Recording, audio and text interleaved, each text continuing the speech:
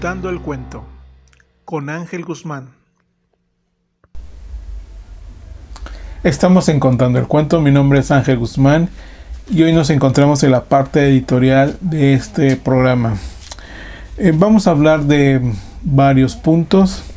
Quiero mencionar primeramente que desde mi juventud recuerdo que varios sacerdotes influyeron en mi formación espiritual y en mi formación académica, y me gustaría mencionarlos hoy en día. El primero de ellos es el padre Francisco Botey en la Sierra Queretana, y en la ciudad el padre Juan Manuel Pérez Romero, que siempre creyó en mí, creyó en la vocación que yo tenía. Y también al padre Francis Callar de los Misioneros de África, por su seguimiento que dio a mi vida espiritual. Y en este contexto recuerdo cuando estaba con los Misioneros de África, nos llevaron a unos ejercicios que son los ejercicios de San Ignacio de Loyola. San Ignacio de Loyola en España funda lo que hoy sería la Congregación de la Compañía de Jesús, o lo que comúnmente llamamos los jesuitas. Fuimos a un lugar en aquel tiempo, Puente Grande, Guadalajara, Jalisco, en donde los jesuitas tienen una casa de ejercicios espirituales, un seminario, y ahí pude por primera vez conocer los ejercicios de San Ignacio, que te llevan a la reflexión personal y al encuentro con Dios. Ahí también conocí a mis primeros sacerdotes jesuitas que conocí en ese tiempo, hombres muy sabios, con muchos conocimientos en muchas materias de la vida, pero también hombres muy humanos y muy humildes al dirigirse en ese tiempo a nosotros que éramos muy muy jóvenes. Diremos que la congregación de los jesuitas tiene una historia muy rica, tanto en Europa como en América y en México también. Normalmente cuando San Ignacio de Loyola funda a la Compañía de Jesús, la hace con un propósito: que sean fieles seguidores del Papa, y el Papa los utiliza como su ejército personal contra la contrarreforma. Es decir, la Compañía de Jesús va de alguna manera a ayudarle al Papa a difundir las verdades católicas contra el cristianismo. Ya aquí en los tiempos de la conquista en América y sobre todo en México, los jesuitas vienen en una segunda etapa, no en la primera etapa de la conquista, y vienen con dos finalidades. En la primera de ellas es donde ellos más se especializan en fundar escuelas, en fundar colegios, escuelas a todos los niveles, sobre todo a nivel universitario. Podemos encontrar el colegio de San Ildefonso, y en muchas ciudades, como aquí en Querétaro también, en donde era la antigua prepa centro, es ahí donde los jesuitas tenían su colegio, su preparatoria y su universidad. ¿Por qué estoy hablando de eso? Porque me quiero sumar hoy en día a lo que pasó en la Sierra Tarahumara, en Chihuahua.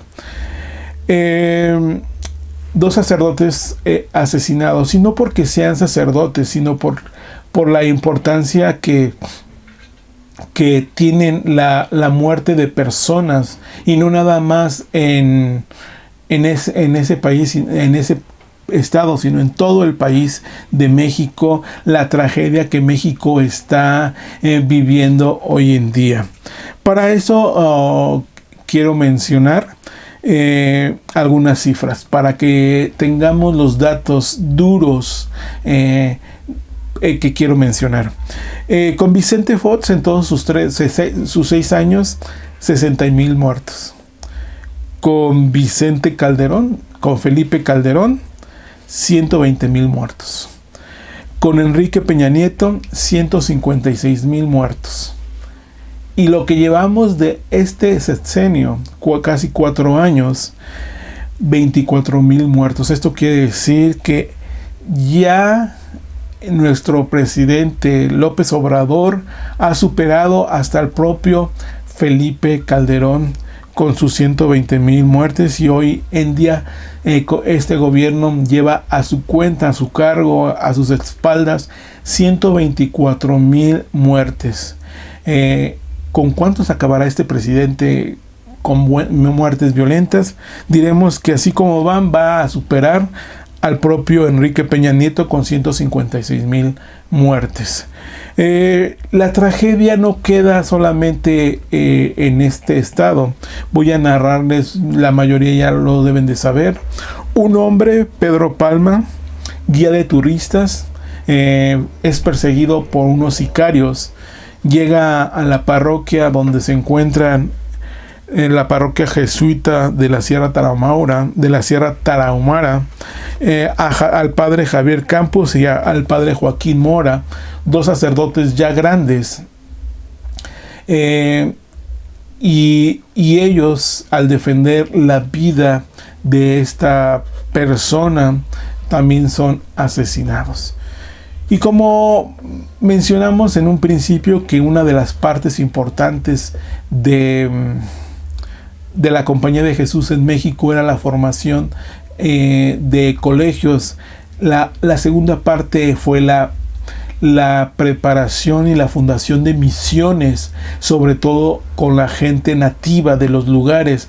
Y la Compañía de Jesús se iba a lugares lejanos con las comunidades, y hacía las misiones en donde ahora son ya eran pueblos y ahora ya son comunidades o ciudades ya grandes, pero ellos tenían la facultad dada por el rey de España y la Iglesia Católica de fundar estas misiones.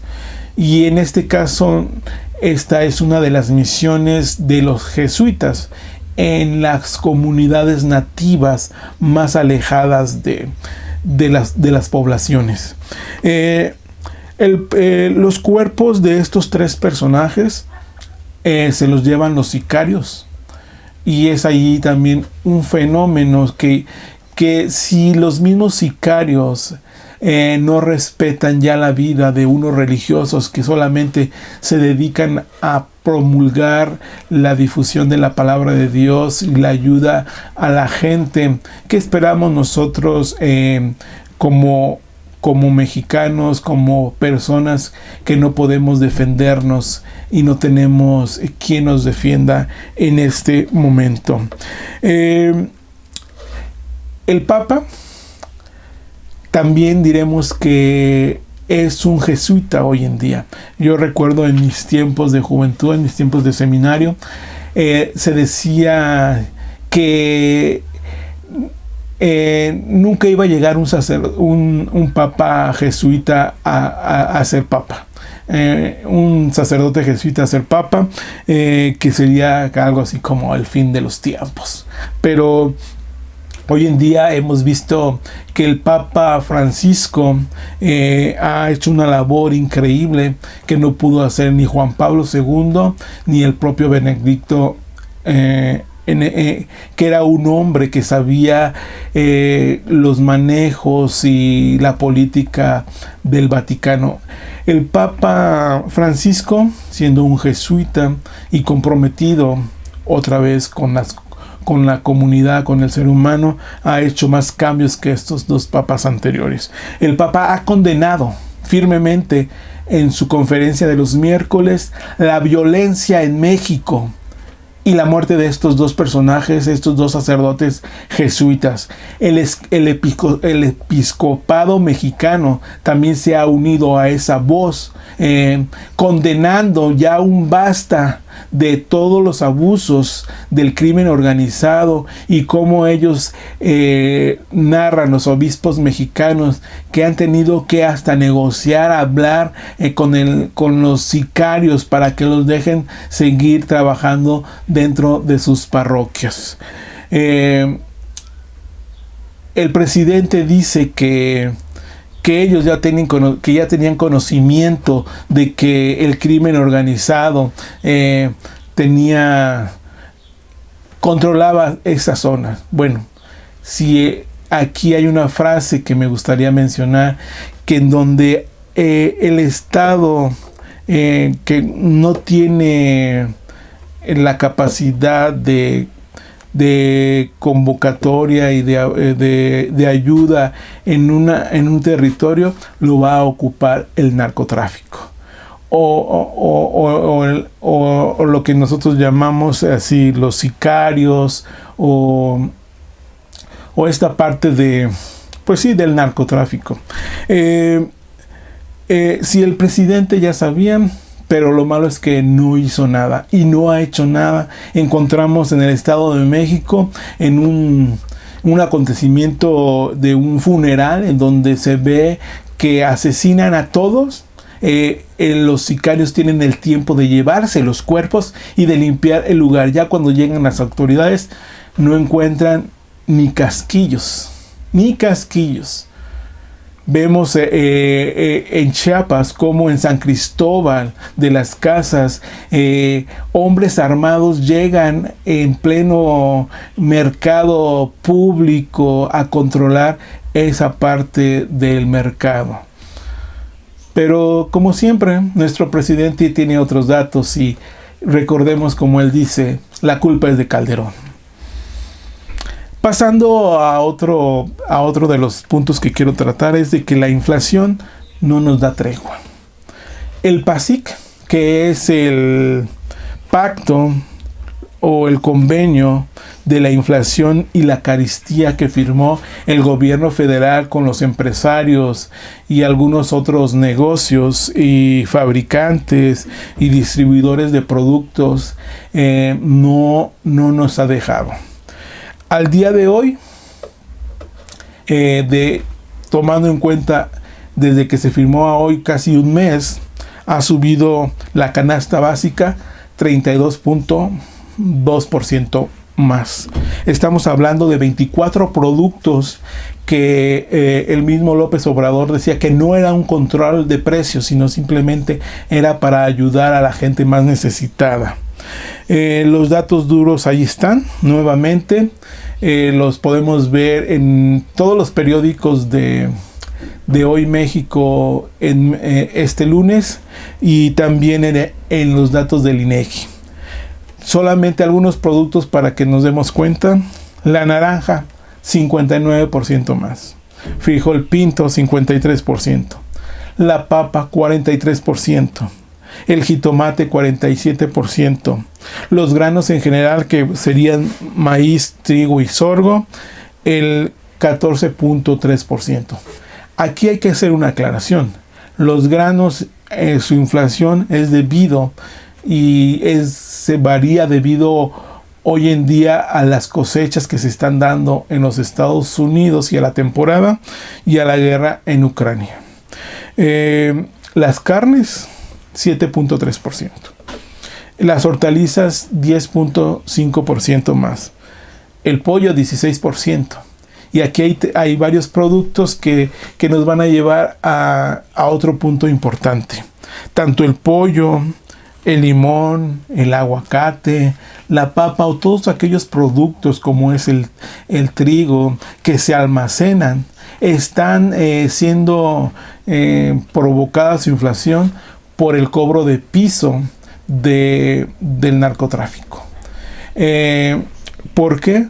Porque ya sabemos, y no es nada oculto, de que todos estos productores, distribuidores y transportistas se les cobra un cobro de piso o como ahora lo han llamado, un impuesto no oficial del gobierno, en donde al final de cuentas el que vende tiene que subir los costos para subsanar este pago de piso.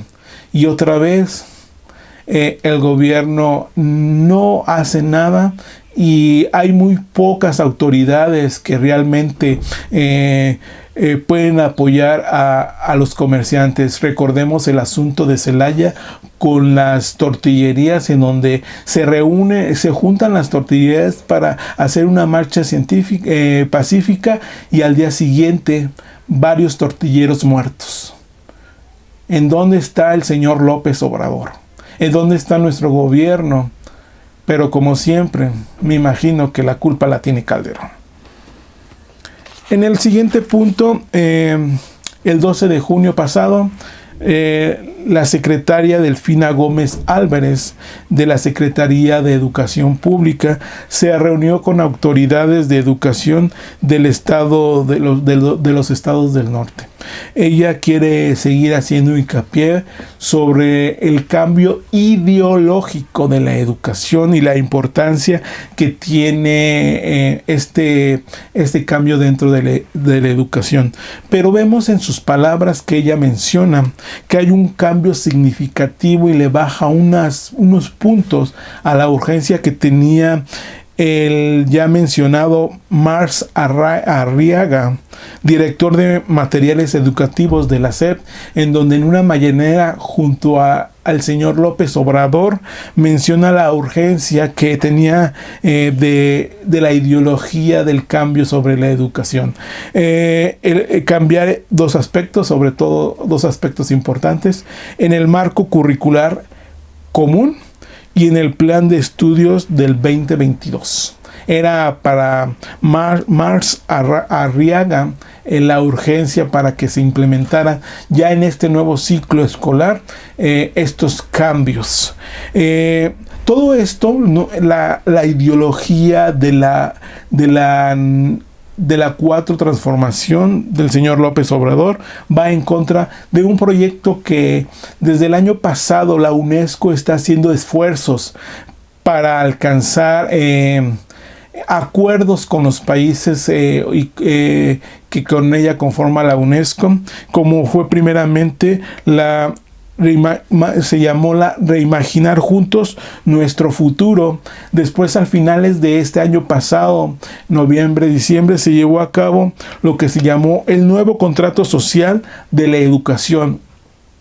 Y hace un mes la misma UNESCO convocó a un tercer Congreso Mundial sobre Educación, en donde sientan las bases, ponen los pasos, la hoja de ruta hacia el 2030. Lo que se quiere de la educación, la importancia del ser humano dentro de la educación, de los programas, de la importancia de la escuela, de cómo la tecnología tiene que incorporarse a las aulas, y que la importancia sobre todo del alumno, del niño o de la persona que está siendo educada. Por hoy es todo, muchas gracias. Esto es Contando el Cuento.